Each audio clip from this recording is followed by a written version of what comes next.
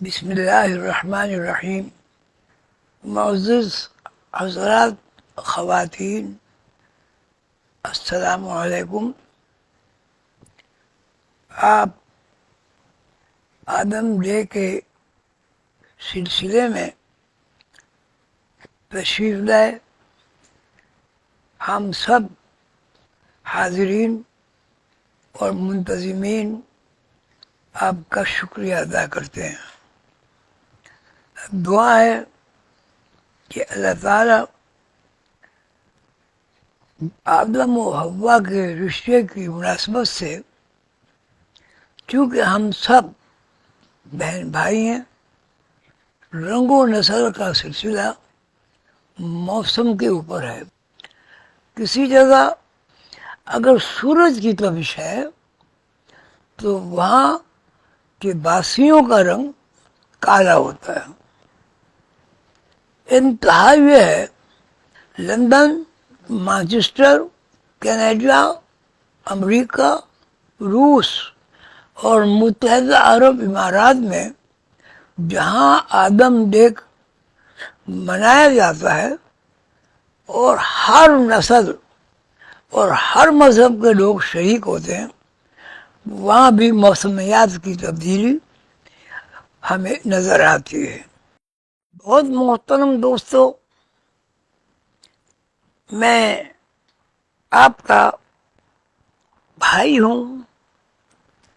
میرے پہلے والد حضرت آدم ہیں، میری پہلی ماں اما حوا ہے. میرے دو بھائی ہیں جن کو آسمانی کتابیں ہائی لائٹ کرتی ہیں، حابیل اور قابیل. حابیل اور قابیل نے جو کچھ کیا وہ سب جانتے ہیں، یہ ان کا فعل ہے. لیکن یہ بات ہم سب کو، پوری دنیا کو، عیسائی کو، یہودی کو، مسلمان کو، یا جو بھی جس مذہب کا آدمی ہے، اس کو یاد کرنی چاہیے کہ ہم سب ایک باپ آدم اور ایک اما حوا کی اولاد ہیں. کیا کوئی آدمی یا کوئی اور مخلوق اس سے انکار کر سکتی ہے؟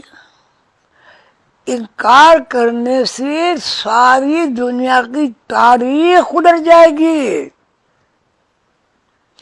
اگر ہم نے یہ انکار کر دیا کہ ہم آدم و حوا کے بیٹے نہیں ہیں تو ہماری پہچان گمنامی بن جائے گی. ہر درخت جڑ سے پہچانا جاتا ہے. درخت کی جڑ کو اگر کاٹ دیا جائے تو درخت سوکھ جائے گا، مرجھا جائے گا اور بے اولاد ہو جائے گا، یعنی پھل نہیں دے گا. بہت محترم دوستو، میری اس گفتگو کا خلاصہ یہ ہے کہ ہم سب حضرت آدم و حوا کی اولاد ہیں. ہمارے دو بھائیوں میں ایک بھائی نے سرکشی کی، اللہ کی نافرمانی کی، قانون قدرت حرکت میں آ گیا، اور دوسرے بھائی نے انکسار کیا، عاجزی کی، تابعداری دی، اللہ کو وحدانیت میں مانا. تو اس کے لیے دوسرا رخ متعین ہو گیا. جو لوگ پہاڑوں میں جا بسے ان کی شکل و صورت میں فرق آ گیا.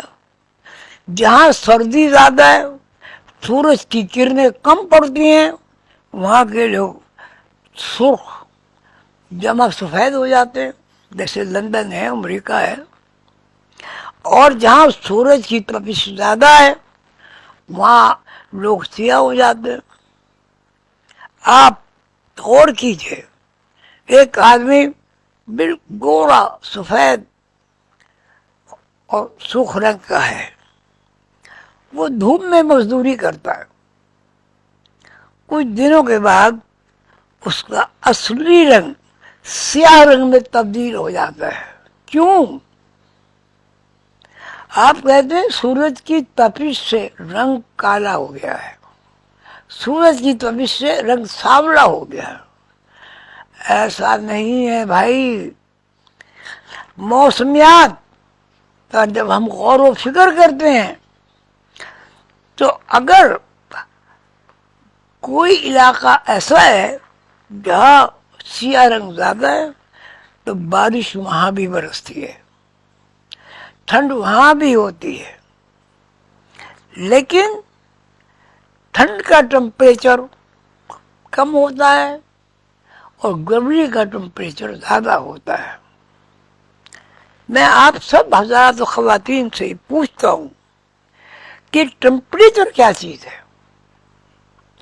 آپ کہیں گے سورج کی تپش، اگر گرم ہے تو گرمی ہے، سورج اگر نمایاں نہیں ہے، اس کے اندر کی کرنیں ظاہر نہیں ہوتی تو ٹھنڈ ہے۔ یہ گرمی اور ٹھنڈ کا محسوس ہونا کیا ہے؟ ہم سردی میں گرم کپڑے کیوں پہنتے ہیں اور گرمی میں ٹھنڈے کپڑے کیوں پہنتے ہیں؟ آپ کہیں گے کہ سردی لگتی ہے اور دوسرے لوگ کہیں گے گرمی لگتی ہے۔ یہ گرمی سردی کیا ہے؟ آپ کہتے ہیں سورج کی تپش زیادہ ہوگی تو گرمی ہے، سورج کی تپش کم ہوگی اور چاند کی کرنیں سارے عالم میں بکھر جائیں گی تو سردی ہوگی۔ لیکن اگر سردی کو ہم گرمی میں بدلنا چاہیں تو ہم سہارا لیتے ہیں، آتش کا ماحول یعنی آگ کا ماحول ایسا ہو جائے کہ آپ سردی سے محفوظ ہو جائیں گے۔ سوال یہ ہے کہ آگ سردی میں گرمی کیوں پہنچاتی ہے اور گرم موسم میں ٹھنڈ کیسے پہنچاتی ہے؟ وہ کون سی ہستی ہے، کون سی شے ہے، کون سی ایجنسی ہے جو گرمی اور سردی کو محسوس کرتی ہے؟ لیکن ہمارے اوپر ایک وقت ایسا بھی آتا ہے کہ ہم مر جاتے ہیں، اب ہمارے سامنے ڈیڈ باڈی پڑی ہوئی ہے، اسے گرمی سردی کیوں نہیں لگتی؟ میں تمام اپنے دانشور بھائیوں سے، سائنسدانوں سے یہ سوال کرنے کے لیے پابند ہوں کہ مردہ آدمی کو یہ کپڑے پہننے کے بعد سردی کیوں نہیں لگتی؟ آگ کی تپش جو ہے وہ ایک طاقت ہے آگ کی، اس میں گرمی کیوں لگتی ہے؟ برف میں سردی کیوں لگتی ہے؟ تو اس کا مطلب یہ ہوا کہ گرمی ہو یا سردی، موسم خوشگوار ہو یا ناگوار، گرم لوہیں ہو یا برف باری ہو، یہ سب اللہ کی بنائی ہوئی مخلوق ہیں اور ہمیں متاثر کرتی ہیں۔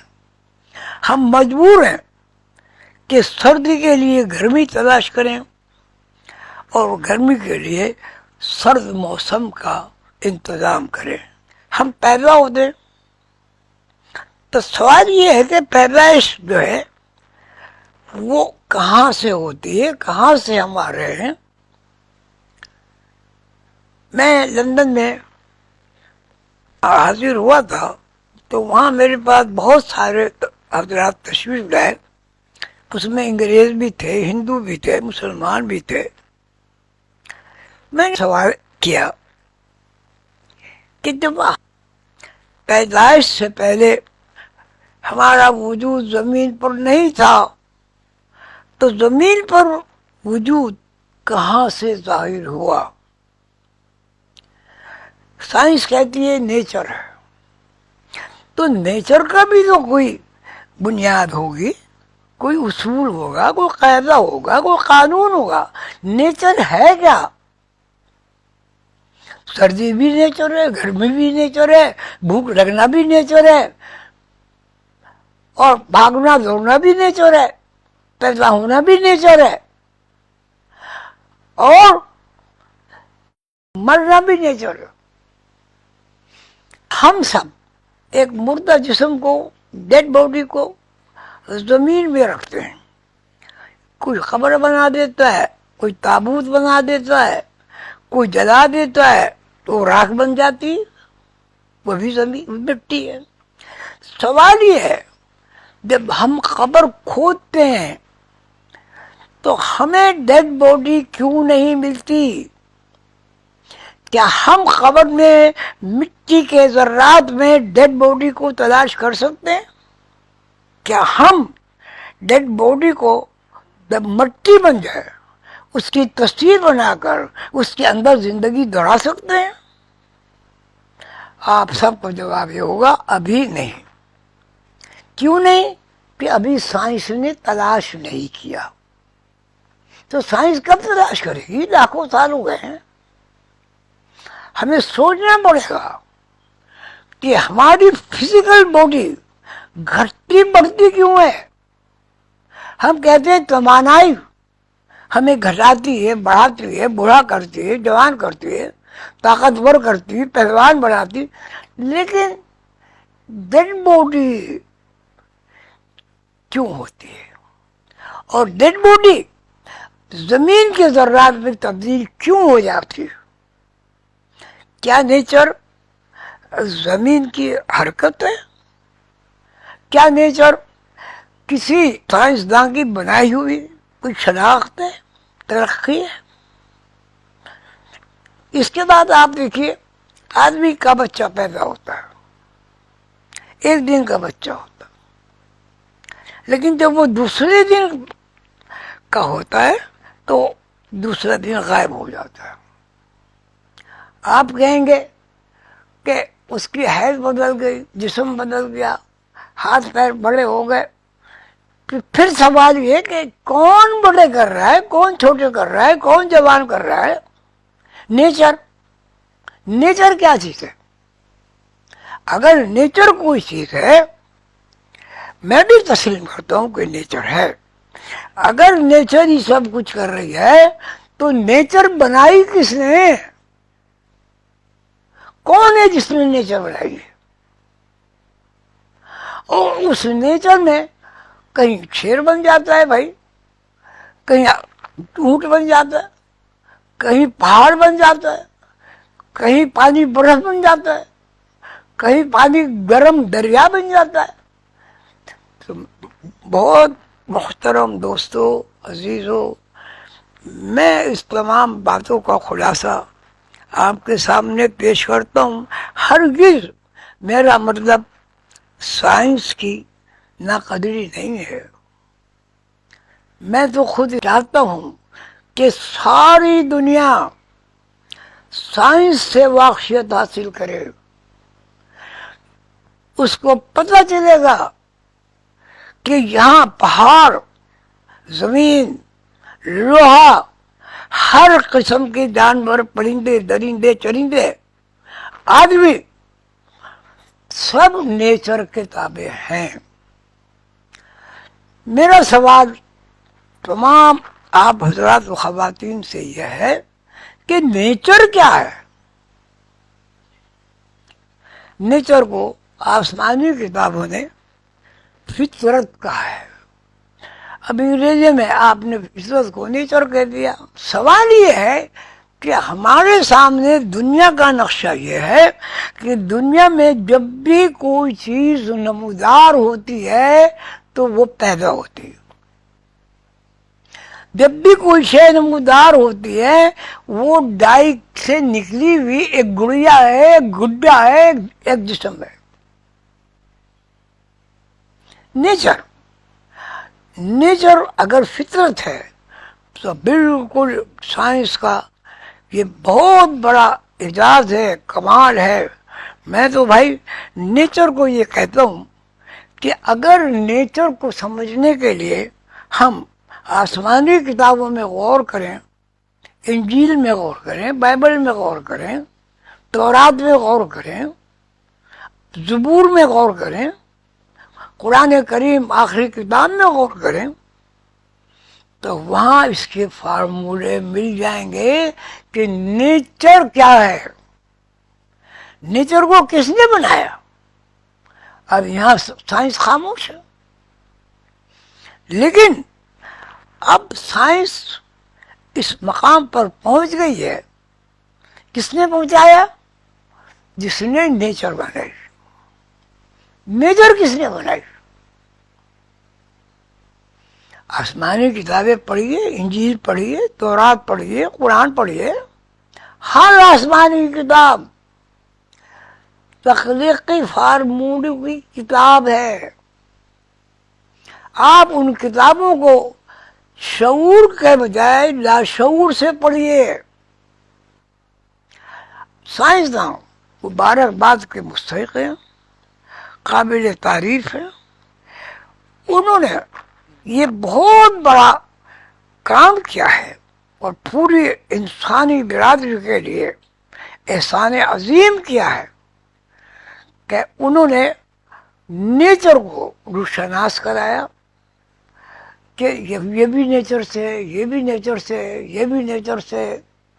یہ اتنا بڑا سائنس کا کام ہے کہ کسی بھی طرح اس کو نظر انداز نہیں کیا جا سکتا. لیکن مجھ فقیر کا سوال یہ ہے کہ نیچر کو کس نے بنایا؟ نیچر کو اگر کسی نے بنایا تو اس کا قرآن پاک میں ترجمہ یہ ہے، انجیل میں انگریزی میں بھی ہے، فطرت اللہ التی فطر الناس علیہا لا تبدیل لخلق اللہ. ہم نے ایک چیز بنائی، اس چیز کا نام اگر ہم نیچر رکھیں، ہم نے نیچر بنائی اور اس سے آدمی بنایا. نیچر سے آدمی بنانے کا مطلب یہ کہ ابا آدم اما حوا دونوں کو یکجا کیا، ایک دوسرے کے اندر جذب کیا، اور اس جذب کے اندر ماں کو یہ اللہ تعالیٰ نے حقوق عطا کیے کہ اس نے دو ملاپوں کو ایک جگہ کر کر ڈائی کی طرح تخلیقی پروسیس کو پروان چڑھایا.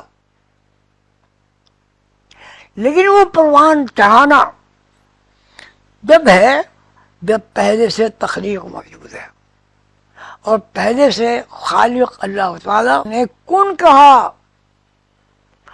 تو یہ ساری آبادی، سارے آسمان، ساری زمینیں، سب کچھ، میں، آپ، سب اللہ کی مخلوق ہیں. اس لیے مخلوق ہے کہ ہمارا وجود جب یہاں ظاہر ہوتا ہے تو زمین سے نہیں، آسمانوں سے ظاہر ہوتا ہے. اس میں ٹائم کا عمل دخل ہے. اللہ تعالیٰ ایسی تخلیق کرنے والے ہیں جس میں ٹائم زیر بحث آتا ہے، وقت زیر بحث آتا ہے.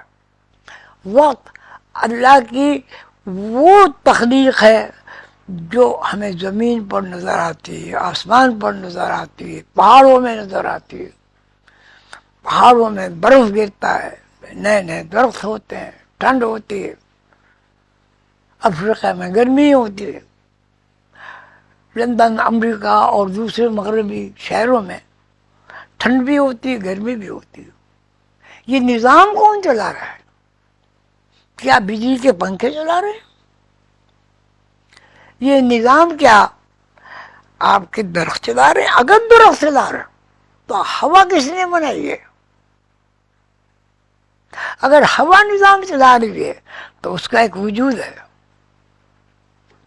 ہوا جسم کو لگتی ہے، بڑی بڑی آہانی ملنے کے توڑ کے اس طرح پھینک دیتی ہے کہ وہ نظر آتی کہ اینٹ کوئی تھی ہی نہیں. وہ کیا چیز ہے؟ سورج کی تابش کیا چیز ہے؟ ہم کہتے ہیں سورج کی روشنی. بھئی سورج کی روشنی سورج میں کہاں سے آ رہی ہے؟ میں مختصر کرتا ہوں. بات یہ ہے کہ ہم اس زمین پر رہتے ہیں، تو زمین کا نظام کون چلا رہا ہے؟ زلزلے کیسے آ رہے ہیں؟ آپ نے سوچا زمین کے 20 فٹ نیچے آگ کی دہک کس طرح ہو رہی ہے؟ آپ کہتے ہیں تیل سے ہو رہی، تو تیل کون بنا رہا ہے؟ آپ کہتے ہیں تیل بیج میں بنتا ہے، تو بیج کون بنا رہا ہے؟ اگر دھوپ نہ ہو ہر چیز مر جائے گی، اگر روشنی نہ ہو، چاند نہ ہو، ہر چیز کڑوی بن جائے گی، مٹھاس سے آدمی محروم ہو جائے گا۔ اللہ تعالی ہم سب کو توفیق عطا فرمائے کہ ہم اس دنیا میں رہتے ہوئے اس بات کو سمجھنے کی کوشش کریں کہ ہر چیز پیدا کیوں ہوتی ہے، اور پیدائش کا جو حکم ہے وہ کہاں سے وارد ہوتا ہے، اور جب پیدائش ہوتی ہے تو اس کی زندگی کے جو عوامل ہیں، کھانا ہے، پینا ہے، بڑھنا ہے، بیمار ہونا ہے، صحت مند ہونا ہے، وہ کس نظام کے تحت چل رہا ہے؟ کو اللہ تعالیٰ کے نظام کے تحت چل رہا ہے، جو ہمیں آسمانی کتابیں بتاتی ہیں۔ آپ سب حضرات سے میں درخواست کرتا ہوں، میں انتہائی درجے سائنس کا قدردان ہوں۔ میں سب اپنے شاگردوں کو کہتا ہوں، بھائی علم مذہب کے ساتھ ساتھ سائنس بھی پڑھو۔ اللہ تعالیٰ آپ سب کو خوش رکھے، آپ کو صحت عطا فرمائے۔ میں فقیر آدمی ہوں کہ موجودہ سائنس بلا شبہ ایک بہت بڑی ترقی، اور بہت بڑی ترقی کا دار و مدار بڑے دماغوں پر ہے، سائنٹسٹ لوگوں پر ہے۔ یہ سائنس اس طرف چل رہی ہے جہاں لوگوں کو نقصان پہنچتا ہے۔ ہمیں وہ سائنس چاہیے جو لوہے کے بارے میں قرآن اور بائبل اور دوسری آسمانی کتابیں بیان کرتی ہیں کہ اس کے اندر ہم نے لوگوں کے لیے فوائد بنائے ہیں۔ آپ پل بنائیں، آپ ریلوے لائن بنائیں، آپ جہاز بنائیں، تو آپ تباہی بربادی کی طرف کیوں جاتے ہیں؟ میری دعا ہے اور آپ سب دوستوں سے خاص ہے کہ اب دنیا بہت خطرے میں ہے، بہت پریشان ہے۔ اللہ کے لیے، گاڈ کے لیے آپ اپنی سائنس کا رخ، اس ترقی کا رخ تباہی اور بربادی کے علاوہ تعمیر کی طرف موڑ دیں۔ میں نے کا وقت لیا، آپ یہاں تشریف لائے، میں بہت خوش ہوں۔ میں خود حاضر ہوتا، میں آپ سب سے ملتا، آپ سب سے باتیں کرتا، آپ سب سے مصافحہ کرتا، وہ نہیں ہو سکا۔ آپ سب سے دعا کی درخواست ہے کہ انشاءاللہ اگر اگلے سال میں زندہ رہا ملاقات کا خواہش مند ہوں۔ آپ کی دعائیں میرے ساتھ ہیں۔ تمام حاضرین کو، وہ کسی بھی مذہب سے، کسی بھی قوم سے، کسی بھی رنگ سے، کسی بھی نسل سے تعلق رکھتے ہوں، سب میرے بھائی، بڑے بزرگ، ہمارے دادا، جد امجد دادا حضرت آدم کی اولاد ہیں، ہماری اماں حضرت حوا ہیں۔ تو بھائی ہم سب لوگ جو بھی مذہب رکھتے ہیں، سب لوگ آدم و حوا کی اولاد ہیں، ہم سب بہن بھائی ہیں۔ پیغمبروں نے جن تعلیمات کا پرچار کیا ہے اس سے ہمیں قبول کرنا چاہیے۔